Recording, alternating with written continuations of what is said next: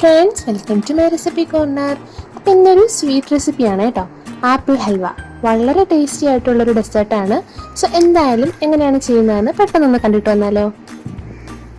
അപ്പോൾ 4 ആപ്പിളാണ് ഞാനിവിടെ എടുത്തിരിക്കുന്നത്. നിങ്ങൾക്ക് എത്ര ആപ്പിൾ വെച്ചോണെങ്കിലും ചെയ്യാം കേട്ടോ.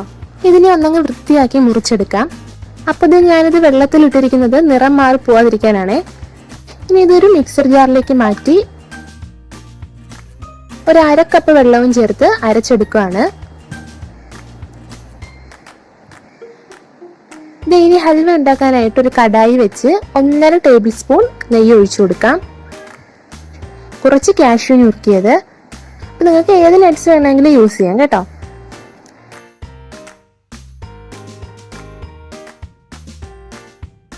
ഇനി ഈ നെയ്യിലേക്ക് തന്നെ നമ്മൾ നേരത്തെ അരച്ചു വെച്ചിരിക്കുന്ന ആപ്പിൾ ചേർക്കാം. ഇനി ഇതൊന്ന് വഴറ്റി കുറുകി വരട്ടെ. ഇപ്പോൾ ഒരു ഫ്ലേവറിന് വേണ്ടിയിട്ട് ഒരു 1/2 ടീസ്പൂൺ ഏലക്കാപ്പൊടി. അപ്പോൾ ഇത് നന്നായിട്ട് കുറുകി വരുന്നുണ്ട്. ഇപ്പോൾ ഒരു 7 ടേബിൾ സ്പൂൺ പഞ്ചസാര.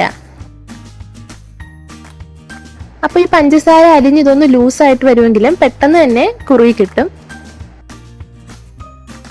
ഇപ്പോൾ ഞാനൊരു 1/2 ടേബിൾ സ്പൂൺ കൂടി നെയ്യ് ചേർക്കുകയാണ്.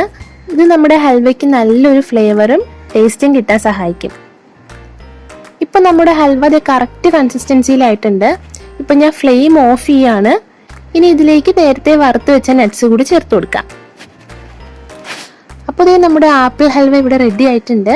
കാണാൻ തന്നെ വളരെ മനോഹരമാണ്, കഴിക്കാനും സൂപ്പർ ടേസ്റ്റിയാണ്.